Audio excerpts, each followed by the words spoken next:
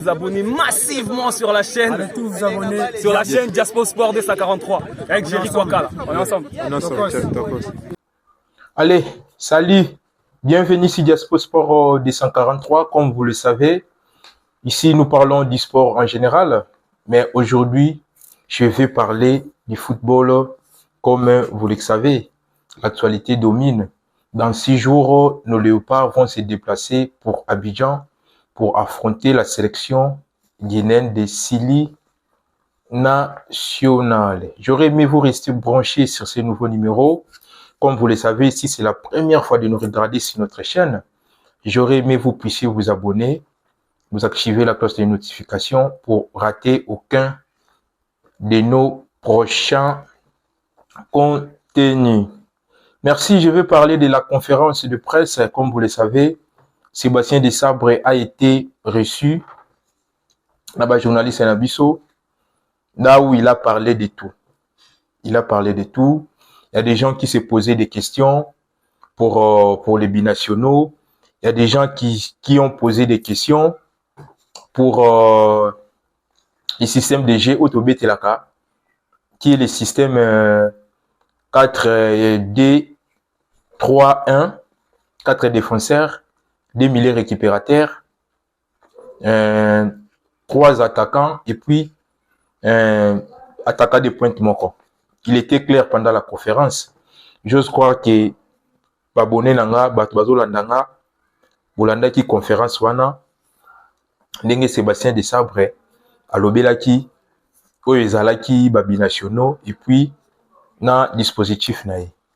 Il y avait vraiment beaucoup de questions par rapport surtout à dispositif, mais azalaki clair nde na oti koloba ozala bongo branché olanda biso tina suka wana tosala analyse oyo na bino parce que nasalaka analyse oyo nga moko te tosalaka analyse oyo biso nyonso yango bomonaka ntongo nasalaka analyse oyo nalobaka na bino bandeko na nga bo commenter bo partager ba commentaire na bino en tout cas isalaka nga vraiment bien makasi.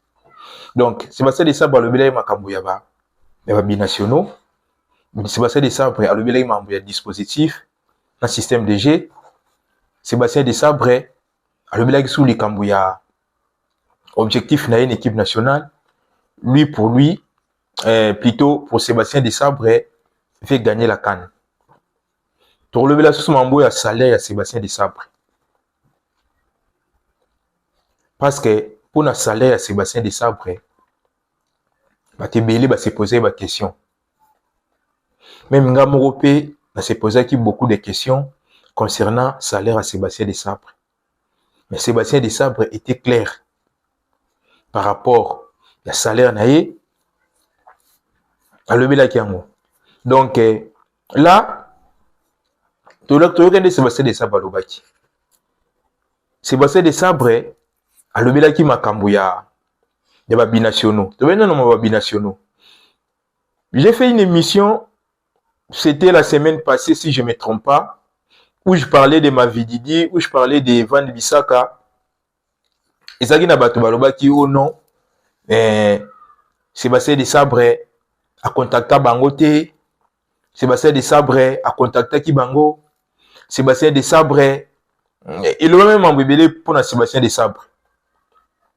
Heureusement, Dieu merci, Sébastien Desabre a lobeli makambouya, Mavididi a lobeli makambouya Van Bissaka. Tout ce qui est binationaux. Azaki clair. Azaki clair. Donc, dans le lobby, Sébastien Desabre azaki clair. Biso nyonso, oyo bon, biso nyonso nde to la analyse oyo. Bo réagir bon na commentaire. Tu es dans binationaux. À savoir que Sébastien Desabre, tout le monde a une photo dans ma vidéo. Sébastien Desabre, tout le monde a une photo dans Van Bissaka. Sébastien Desabre, tout le monde a une photo dans Axel Twanzebe. Mais tout le monde a, après, comment on a Sébastien Desabre une photo dans Twanzebe, et les gars qui me collent belete, tout le monde a Twanzebe, la dernière, Twanzebe, Yoana, Bettina Bisso, 3 matchs, si je ne me trompe pas. Ou Twanzebe, à Bettina Bisso. Azana Mavididi, Azana Van Bissaka. Tilo tout le monde a bon à tarnière. Nga sola qui dernièrement na frère Moko ou Azala qui parenté avant ya Mavididi. Le frère m'a dit que non, Mavididi n'a pas été contacté par la fédération ni par Sébastien Desabre.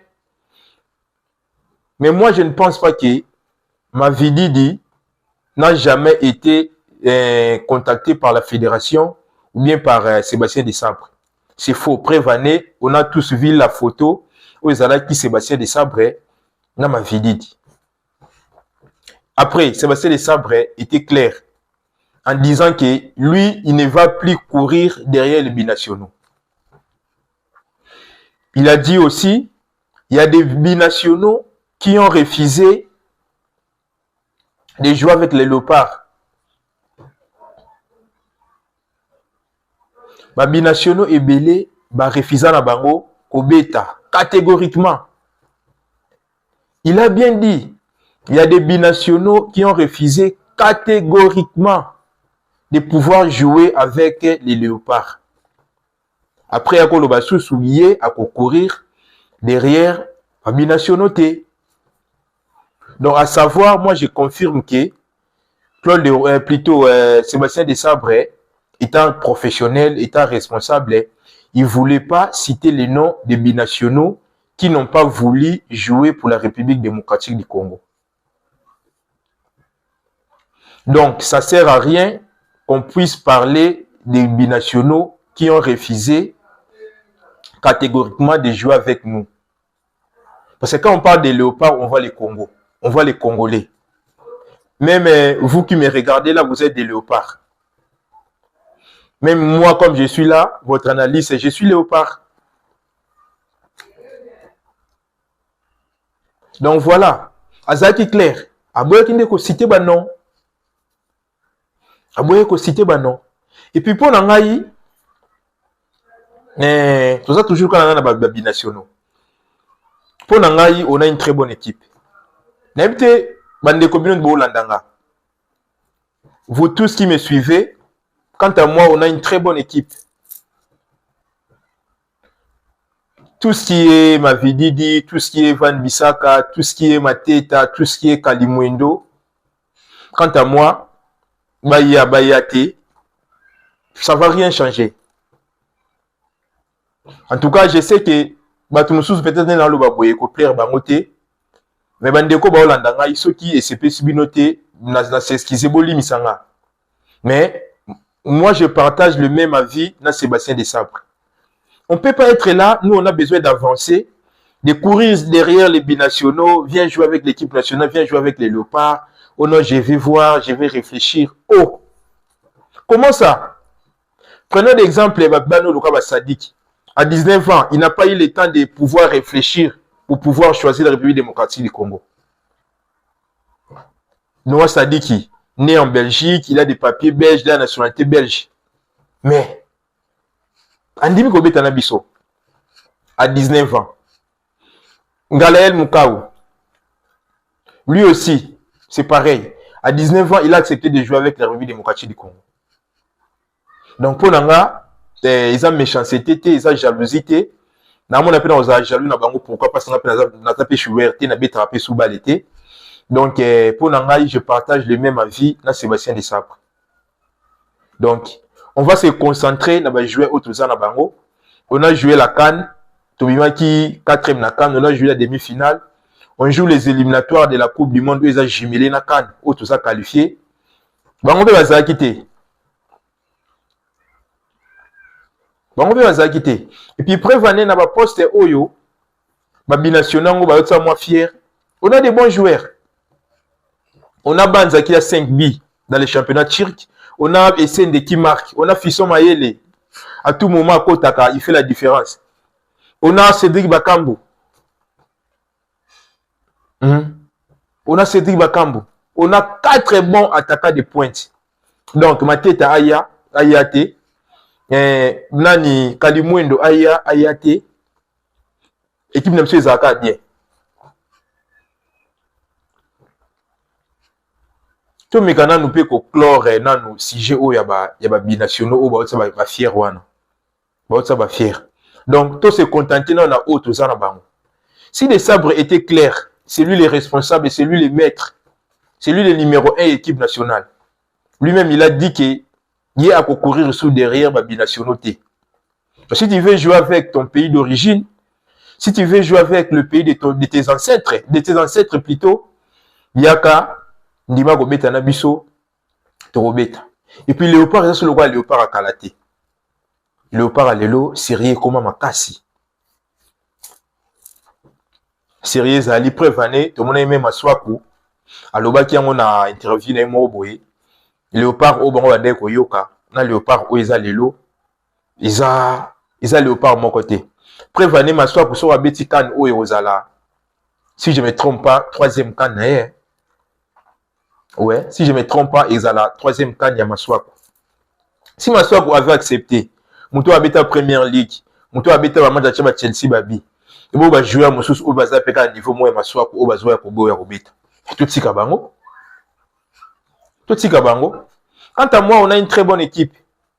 Qu'ils viennent ou pas, nous, déjà, on est qualifiés pour la CAN. On va se qualifier aussi pour la Coupe du Monde. Qu'ils viennent ou pas, nous, on va se contenter d'aba Obiso de Zanabango. Auto Zanabango. Auto Zanabango. Donc, déjà, coach Yemo, déjà éclaircir pour nos binationaux.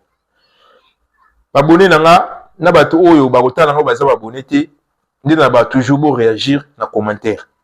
Naza mana posa ba commentaire na bino, naza posa ba suggestion na bino. Yango de ça rabiso to avancer par rapport à l'analyse oyo. Donc pour na problème binationaux, j'en passe. Donc déjà numéro 1 Yemo Lobby, il y a courir derrière ba binationaux te, so lui ko servir mboka na yo, ya ko beta. So monique Congo, oya beta pona Congo. Ya Robeta pona Congo, Congo est mboka na yo, Congo est Moutounyoso, Congo est Sébastien de Sabrete. On a des bons joueurs partout. Donc comme il y a un niveau moroboye, tous on a des bons joueurs partout et puis on a des postes seniors. Donc voilà concernant les binationaux, Sébastien de Sabrete qui clair. D'abord tenir ma rigueur pensate, à savoir que on a peine congolais, on a peine posa équipe na qui ne sous Moussika. Donc voilà.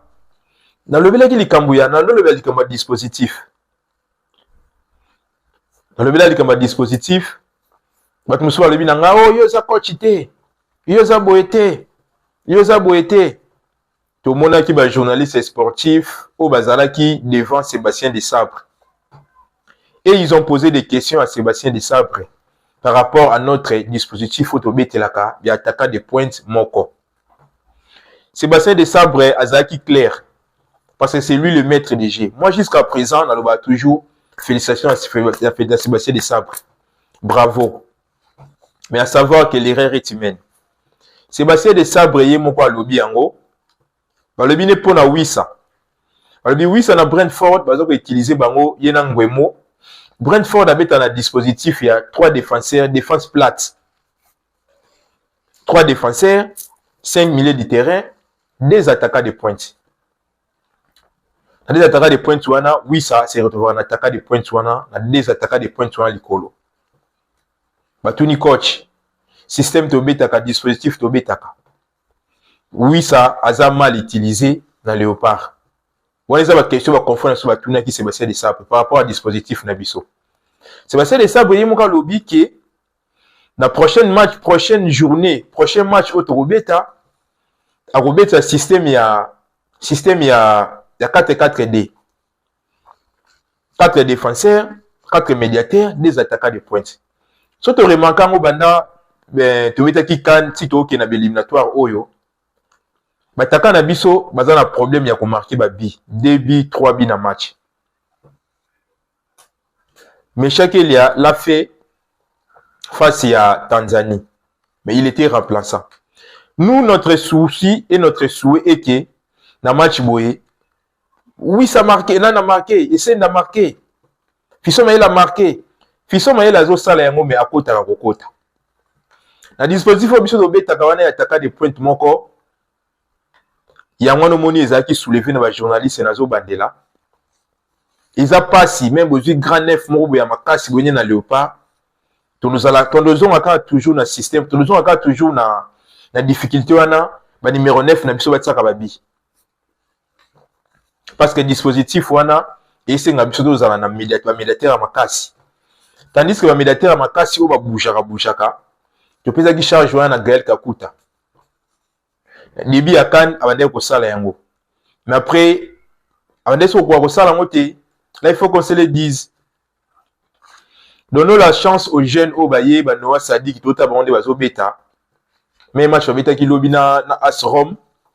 On a vu comment le petit avait joué. Très bon match Noah Sadik. Déterminé. Très très bon match. Pareil avec Mukau. Très bon match, très bon Ligue des Champions. Plutôt très bonne Ligue des Champions Azobeta. Très bon championnat puis Azobeta. Où est la Ligue 1. Donc voilà. C'est pour ça que ça briller mon bien ok. Match na Bona, match na Guinée. Après un dispositif il y a 4-4-D. Après le dispositif il y a 4-4-D au monde qui dans le système il y a deux attaquants de pointe il y aura un attaquant de pointe en balayer. Moi quoi fixé, moi quoi zo balayer. Dans le système il y a 4-4-D c'est passer les sabres à lobby et permettre les biso de go na mamona match Banza Fiso Mayele ise nde bakambo to bandi bango balima moko na sima to msudo te oui ça mais chaque elia ngale Mukau mutu sami na sima na boyebi ndenge ezalaka Chancel Mbemba Dylan Batu Bisika pas Arthur Maswaku pas Kioso ou bien Gédéon Kalou total a siko na dispositif wana ndenge pesa biso. Parce qu'on ne peut pas venir dans un match où gagner 1-0. C'est trop risqué. Risque que ça makasi boye na match pour gagner 1-0. Risque que ça makasi. Donc et puis à savoir que match de Robert na Guinée déjà la performance sur biso zanango na néo toza côté lelo na mondial na plutôt mais classement ya FIFA ya mondial na classement ya FIFA ya CAF to constate l'erreur monté pour la 2-0 3-0 à savoir que il y a des gens qui minimisent la Guinée genre non la Guinée to bete bon na CAN Guinée to bete bango pa na bango Guinée to bete bango na Ibenge Guinée to bete bango na Kin. Guinée c'est une très bonne équipe. Très très bonne équipe avec des très bons joueurs comme des Girassi ou Agozala, comme des Nabi Keita, comme des Isiaga Silla. Parce que quand on avait joué au Congo à Kinshasa, et ils étaient blessés. C'est pour cela qu'ils n'ont pas pu jouer ces matchs. Mais à savoir que quand on va jouer en Côte d'Ivoire, les gars, Batouana Barozala. Ça ne sera pas un match facile pour nous. Moi, j'aurais aimé si on va perdre ces matchs, ils allaient peut-être na Nil. Pour moi, pour la Guinée, parce que nous avons confié en l'équipe, nous avons confié dans les joueurs. On va perdre face à la Guinée, en tout cas, moi, je ne pense pas. Je ne pense pas. Malgré Girassi là, Nabi Keita, je ne pense pas. On va les taper. On va les taper, mais à savoir que tu gagné bango, tu beta bango, mais tu négliges match ou anaté. Prévané, Sébastien de Sabrier, moi le biango. Donc voilà, tu négliges match ou anaté, non tu goloba. Tu négliges match ou anaté. Mais tout y a un problème moko oyo, bisounos te se pose la question. Problème oyo, bisounos te se pose la question. Ils ont problème, il y a salaire, il y a Sébastien Desabre. Si vous avez une conférence, on a bien, vous allez remarquer que Sébastien Desabre a la clarté. Sébastien Desabre n'était pas clair par rapport à salaire. Pourquoi j'ai dit ça? Il ne voulait pas tout dire, surtout qu'il était à la télé en Doroloba. Que non, bah fouta ngate, non. Mais moi, à la conférence, on a bien à comprendre que Sébastien Desabre ti lelo aza na barrière. Oh, il faut ba foutaye. Mais yé moko alobi yango bien que lui il est concentré sur le plan technique. Quand on dit le plan technique, tout ce qui est bah, match, tout ce qui est des joueurs bazo beta. Mambo ezao ba salaire mambo ba nini. Alobi donc président de la République yé moko asiraki. Donc si j'ai compris, on dirait to condamné pe feko fate, to condamné pe ministère te. Na kati wana on dirait des autres moko eza makasi na niveau ya salaire à Sébastien Desabre. Parce que soit comme il a niveau ya koloba salaire na ye, il a parlé avec le président de la République. Surtout zoni na ndenge mambango ezalaka, à savoir que président de la République ndé ba ministère nyonso ye dépend pas na ye parce que c'est lui le numéro 1 ya mboka. Tant au budget ezaka réparti, budget qui est dans le ministère environnement, budget qui est dans le ministère ya sport, budget qui est dans le ministère hydrocarbures, budget qui est dans le ministère ya nini boye, les alaka réparti. Donc c'est que moi désordre moko eza makasi. Moi j'ai l'impression que mutafuta Sébastien Desabre ezaye moko Félix. Mais Sébastien Desabre ça montre qu'Alinga Congo. Sébastien Desabre ça montre qu'Alinga Congo. Pour nayebi ke mambo na lo batebe ba teninga rigueur. Alongwa alobaki yango te. Alobaki yango bien yaza toujours concentré na équipe. Objectif na ezali il faut gagner CAN na République démocratique du Congo. Lui n'a pas besoin de relever la Mambambongo car il a parlé avec le président de la République. Donc ça montre que Mambu Yambongo, il y a Sébastien Desabre, les autres wana eza likolo. Les autres eza likolo. Dieu merci parce qu'on a un président Oyo, Dieu moko aza impliqué na Mambango. Dieu merci, on a un président OEP asa sportif à Linga Mambango. Mais est-ce que tu dois continuer à bouer? Tu dois continuer à bouer. Tu dois continuer à bouer. Donc voilà la famille par rapport à salaire à Sébastien Desabre. Donc moi j'aurais aimé que salaire à Sébastien Desabre en tout cas bah foutre un peu le plus vite possible parce que on a vraiment besoin de Sébastien Desabre. Ça montre que Mutumo Boye Oyo alinga vraiment Congo. Donc voilà dans la lobby pour la salaire à Sébastien Desabre bino bat bota langa bo réagir bon na commentaire. Lelo je suis goloba tout le monde a bana miki belé bazondima ko ya kobeta na léopard. Mission sur le to sepela.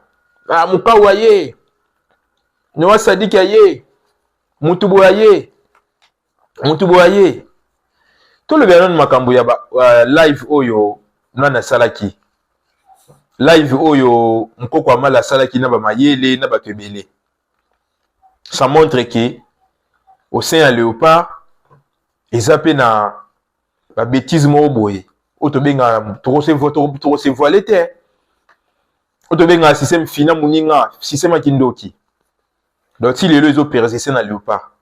Et puis moi étant que analyste, étant que congolais, j'ai pas aimé ce que Mukoko Amal avait fait.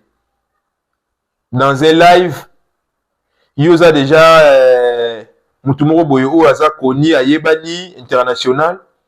Pourquoi tu te permets de se filmer, de se live vidéo na bino, ou le bela Mambumoro Boyo Oyo ba parents et belé abana o ba ndi makobeta na biso, ba otala ba vidéo wana na live. Ba parents wana ba ndima kotala ba vidéo wana na live. Est-ce que ba parents wana ba ko sepela nde bana ba bazo ndima ko ya kobeta na léopard?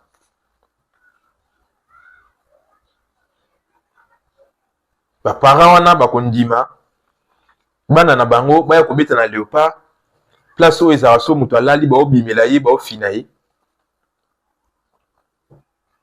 En tout cas Mukoko Amale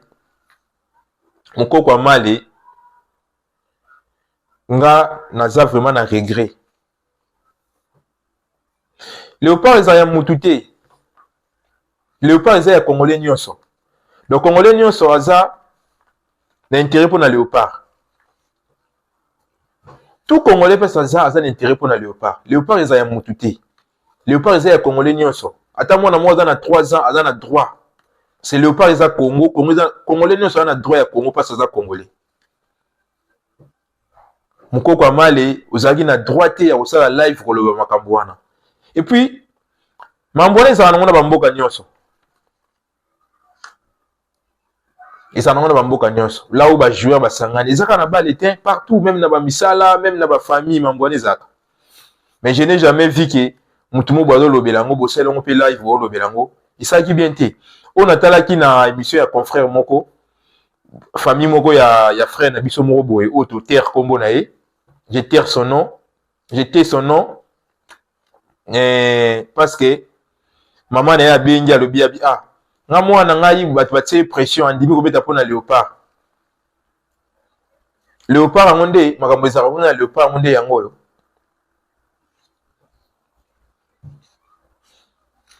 Na ebité soki Mukoko Amale il a réfléchi avant de tenir ce genre de propos dans le réseau.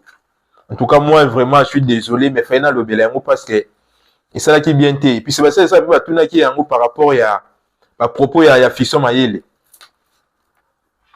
Ce qui comité moi la discipline est raté na au sein à Léopard.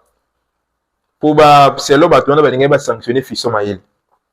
Mais ngai na vu na côté le Fisson Mayele était Fisson Mayele a zagé dans la live. Même il est pas ébêté qui Mukoko Amale a relevé la mambouana. Alors le bien mambouana et puis mko Fisson Mayele le bec qui ngana yebi na ngati. Mayele était clair le bec qui ngana yebi na mambouana te. Si Mukoko Amale zolo bana Fisson Mayele yebi mutuana. Fisson Mayele était clair, abeyi bien ka yebi na mutuana te. Donc voilà. Donc voilà pour na mambu ya audio wana. Tu as na mamba match na biso na match na le 16. Oui, ça bon samedi prochain, tu vas bon la Côte d'Ivoire. Tout à nom des coachs à lobby, le dispositif n'est pas il y a 4-4-2 on a tout le temps va jouer ni oya pour aligner les biseaux. N'arrive pas à lobby, dans les réseaux sociaux.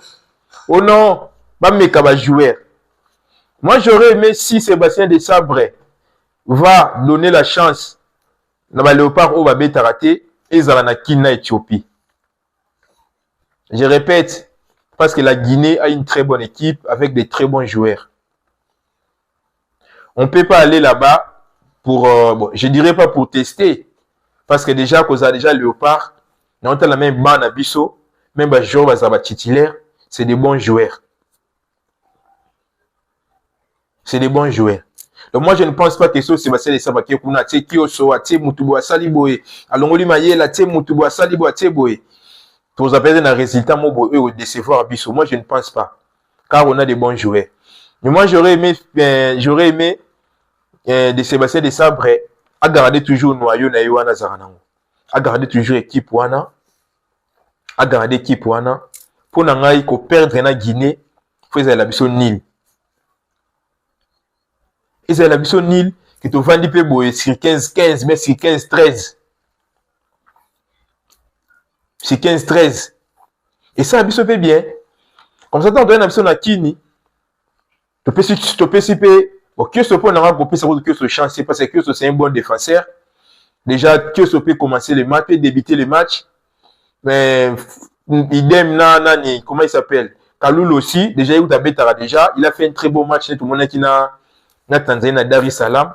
Donc, tout le monde a un problème. Tout le monde qui a coach a modifié. Il a donné la chance à Banza. On a vu comment Banza avait joué. Très bon match. Banza Betagina Tanzanie, Dar es Salaam. Le second va modifier le coach peut modifier. Mais ils ont été que 4 et 5 joueurs moi modification non. Sur des nations à Kin, on est déjà qualifié et puis c'est l'Éthiopie.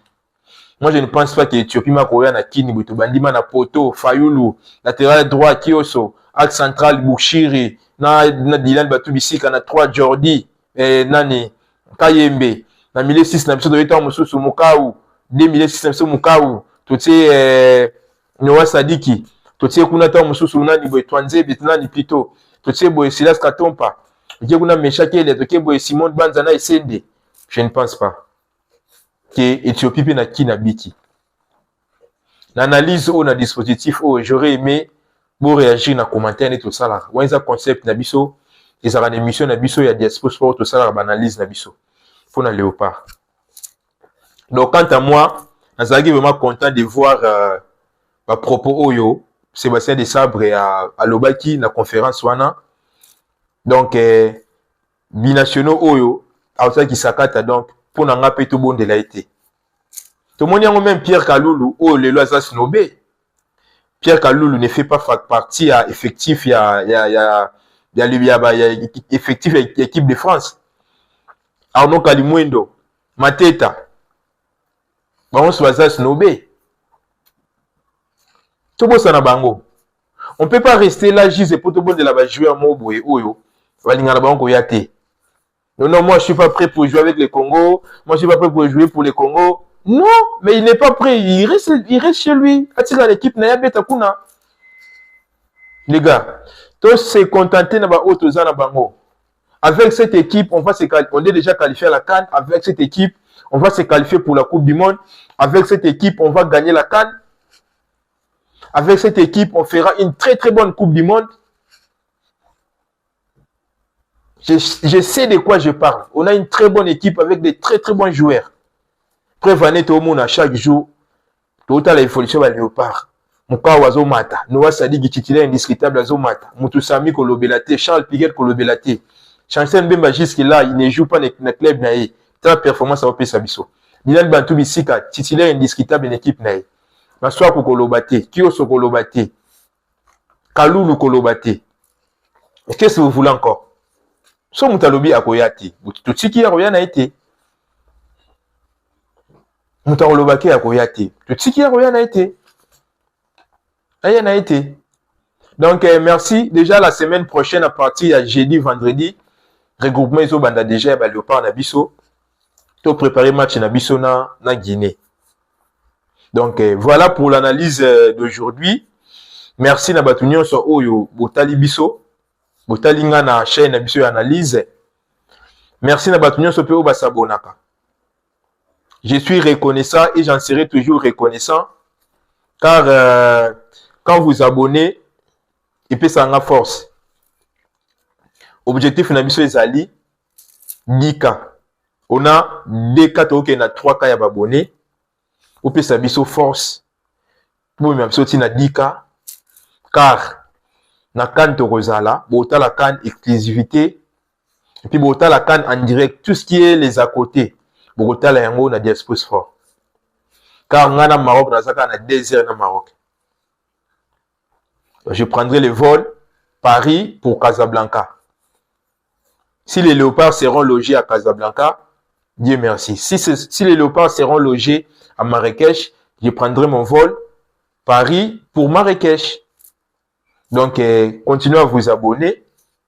Continuez à vous abonner. Merci na batunyo so ba s'abonner ou ba s'abonaka.